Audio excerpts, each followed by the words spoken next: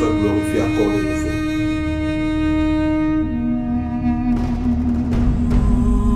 Le programme de l'école du Saint-Esprit.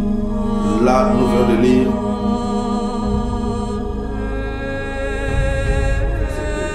nous branchons tous de plusieurs manières. Si quelqu'un est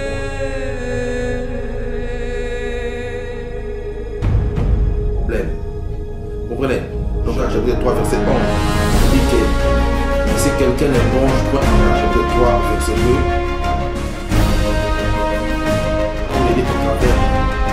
Il dit aussi Jacques, chapitre 3, tonnerie.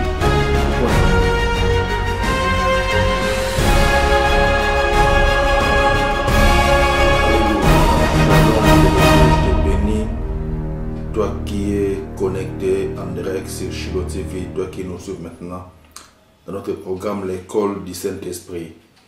Comme toujours, nous allons partager un verset qui va nous aider à comprendre quelque chose de la parole de Dieu. Donc nous allons prendre aujourd'hui le livre de Jacques chapitre 3.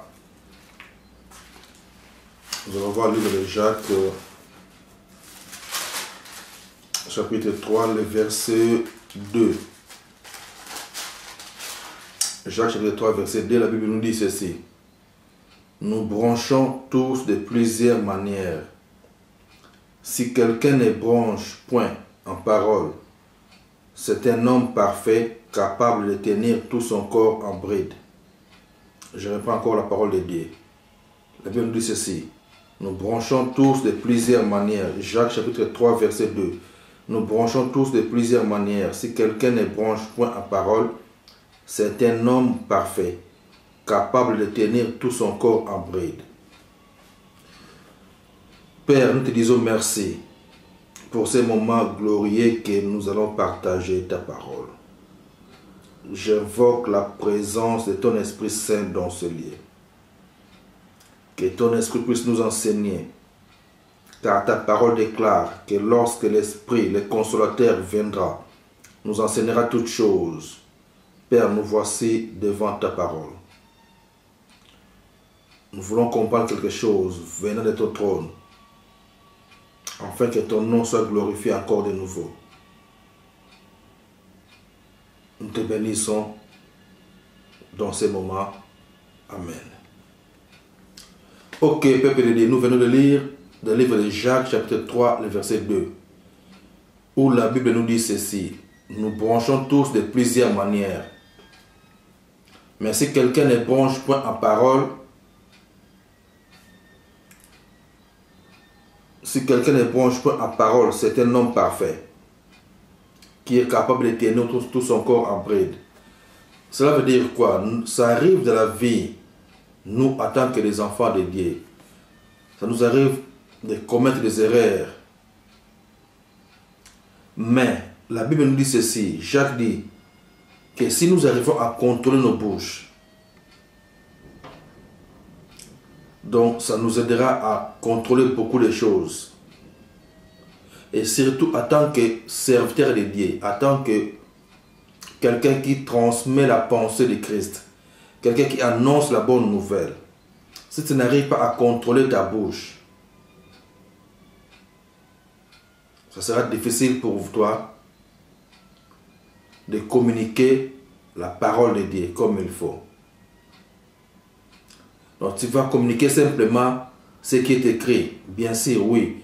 Mais ça sera difficile pour toi de recevoir des choses venant de Dieu directement, de son trône. Comme on dit, des révélations. Pourquoi? Parce que faut que tu puisses discipliner d'abord ta bouche. Vous comprenez? Donc, qu'est-ce que je veux dire? Que beaucoup de serviteurs qui pouvaient être utiles dans les services de Dieu, à cause de la mauvaise utilisation de leur bouche, à cause de leur mauvaise façon d'utiliser leur bouche, leur langage, ils sont devenus inutiles. Vous comprenez? Et toujours dans le même chapitre, dans le livre de Jacques, chapitre 3 toujours, dans le verset 11. La Bible dit ceci. La source fait-elle jaillir par la même ouverture l'eau douce et l'eau amère? Est-ce que la même bouche que tu utilises pour bénir, pour prier pour les gens, la même source qui est ta bouche que tu utilises pour glorifier Dieu? Jacques demande. La source ne peut pas jaillir par la même ouverture l'eau douce et l'eau amère. Vous comprenez? Donc, la bouche que tu utilises pour glorifier Dieu, pour prier pour les gens, pour annoncer la bonne nouvelle, c'est toujours cette même bouche que tu utilises pour dire n'importe quoi. Ça ne peut pas être ainsi en tant que serviteur de Dieu. Vous comprenez? Donc ta bouche doit être consacrée. Que les mensonges ne sortent même pas de ta bouche. Que la plaisanterie ne sorte même pas de ta bouche. Tu dois consacrer ta bouche pour la gloire de Dieu. Vous comprenez? Parce qu'en tant que serviteur de Dieu, beaucoup de gens viendront vers toi pour t'exposer leurs problèmes. Vous comprenez? Donc en tant que serviteur de Dieu, beaucoup de gens viendront vers toi pour te parler de leurs problèmes. Cela ne veut pas dire que tu dois commencer à exposer leurs problèmes partout. Cela ne veut pas dire que tu vas commencer à parler de leurs problèmes chez les autres. Non, vous comprenez? Nous devons plutôt commencer à conserver ce que les gens viennent nous dire. Parce que nous sommes comme des dépôts. Vous comprenez? Nous sommes des dépôts. Car nous portons ce trésor qui est la puissance du Saint-Esprit, qui est l'amour de Christ. Et les gens viendront toujours vers toi, toi qui m'écoutes, toi qui es serviteur ou servante de Dieu, pour te parler de leurs problèmes. Parce que les gens, beaucoup de personnes ont des problèmes spirituellement sérieux. Des sérieux problèmes spirituels. Et ils ont besoin de serviteurs ou de servantes de Dieu pour leur parler. C'est pour ça que tu dois toujours commencer à conserver ce que les gens te disent. Les garder et prier pour leur vie. Ne pas les divulguer, ne pas les propager, si je peux dire. Ne pas raconter leur vie chez les autres. Parce que les gens viennent vers toi parce qu'ils voient en toi l'Esprit de Dieu. Ils voient que tu portes la parole de Dieu. Ils voient que tu proclames la bonne nouvelle. Alors Jacques a demandé, dans le chapitre 3, verset 11, la source fait-elle jaillir par la même ouverture l'eau douce et l'eau amère?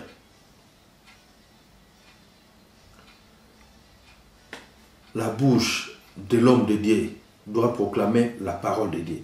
La bouche du serviteur de Dieu doit annoncer toujours la bonne nouvelle. Doivent aider les autres, doivent communiquer la pensée de Dieu. Et non des bêtises, et non des insultes, et non de n'importe quoi. Autre chose encore, autre problème encore, un homme de Dieu ne peut pas tout le temps crier. Ça, nous pouvons voir ça vite dans le livre d'Ésaïe. Ésaïe chapitre 42.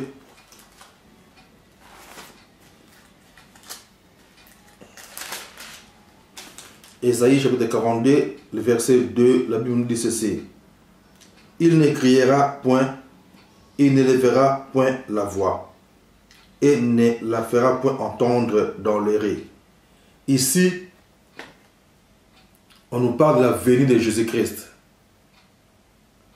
Qu'il ne criera point, et il ne fera pas entendre sa voix dans les rues. C'est la même chose que nous, l'apôtre Paul aussi dit pour le serviteur de Dieu. Qu'un serviteur de Dieu ne peut pas voir de querelles, ne peut pas voir de disputes. Il faut éviter tout ce qui est dispute. Il faut éviter tout ce qui est querelle en tant que porte-parole du Saint-Esprit, en tant que porte-parole du Maître Seigneur Jésus-Christ, en tant que serviteur de Dieu. Il faut toujours éviter les querelles. Donc, Ésaïe chapitre 42, verset 2 nous dit qu'il ne criera point et ne lèvera point la voix et ne la fera point entendre dans les rues. Ici, on nous parle de Jésus-Christ, que lorsqu'il devait venir, on nous parle de sa venue, que quand il viendra, il ne criera point. Il ne fera point entendre sa voix dans les rues. C'est là que Paul aussi nous dit, dans 2 Timothée chapitre 2, verset 24, qu'un serviteur de Dieu ne peut pas avoir de querelle. Donc il faut éviter les disputes en tant que serviteur de Dieu. Car être serviteur de Dieu, cela veut dire que tu ne fais plus partie de ce monde. Tu es dans ce monde juste pour annoncer la bonne nouvelle. Tu es dans ce monde juste pour communiquer la pensée de Dieu. Donc tu es devenu citoyen céleste. C'est comme quelqu'un qui rentre dans l'armée. Donc automatiquement, sa vie doit dépendre de l'armée. C'est pour ça que je dis que nous sommes des soldats de Jésus-Christ. Nous sommes dans l'armée de Dieu pour apporter la bonne nouvelle, pour faire la volonté de Jésus-Christ. Et nous devons toujours veiller à ce qui sort de nos bouches. Nous devons discipliner notre vie, contrôler tout ce qui sort de nos bouches. Ne pas prononcer des paroles vaines, ne pas prononcer des paroles inutiles. Matthieu chapitre 12, verset 34 à 37, nous dit que nous serons jugés par ce qui sort de nos bouches. Et c'est pour ça que nous devons toujours veiller. Nous devons toujours prononcer des paroles justes en tant que serviteurs de Dieu.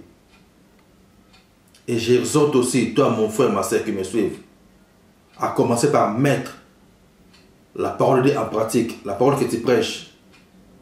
Vous comprenez? Donc ta vie doit être le reflet de ce que tu prêches.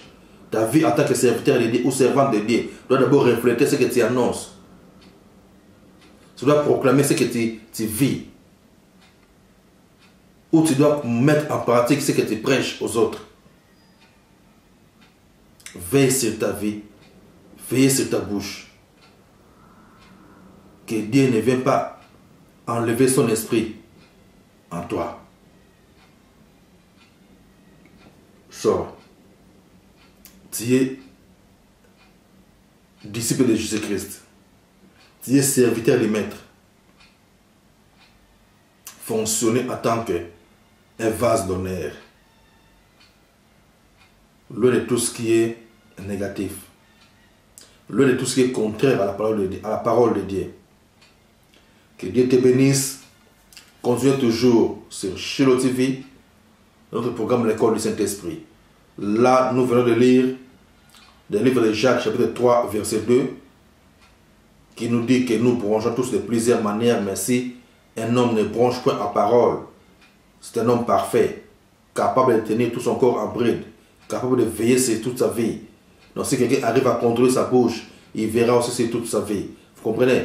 Et nous avons vu aussi Jacques, chapitre 3, verset 11, qui dit que la source ne peut pas jaillir par la même ouverture l'eau douce et l'eau amère. Vous comprenez? Donc fais de sorte que ta bouche puisse toujours proclamer la bonne nouvelle. Des paroles d'amour, des paroles de paix. Car Dieu a déposé en nous son amour. Selon Romains chapitre 5, verset 5. Nous sommes le temple du Saint-Esprit. Nous devons dégager l'amour de Dieu. Nous devons manifester l'amour de Dieu au travers de nous. De notre vie de tous les jours. Vous comprenez? Et nous avons vu aussi Ésaïe chapitre 42, verset 2. Qu'il ne criera point lorsqu'il va venir, lorsqu'il viendra, il ne criera point. Il ne fera point entendre sa voix dans les rues. Notre Maître, c'est Jésus-Christ. Et nous, en tant que ses serviteurs, nous ne pouvons pas aussi avoir de querelles. Nous devons éviter tout ce qui est dispute. Que la plaisanterie ne sorte pas de nos bouches. Nous devons toujours veiller à tout ce qui sort de nos bouches. Car nous sommes les représentants du Seigneur Jésus-Christ. Nous sommes ses disciples. Que Dieu vous bénisse. Nous sommes toujours sur Shiloh TV dans notre programme L'école du Saint-Esprit. Que Dieu vous bénisse.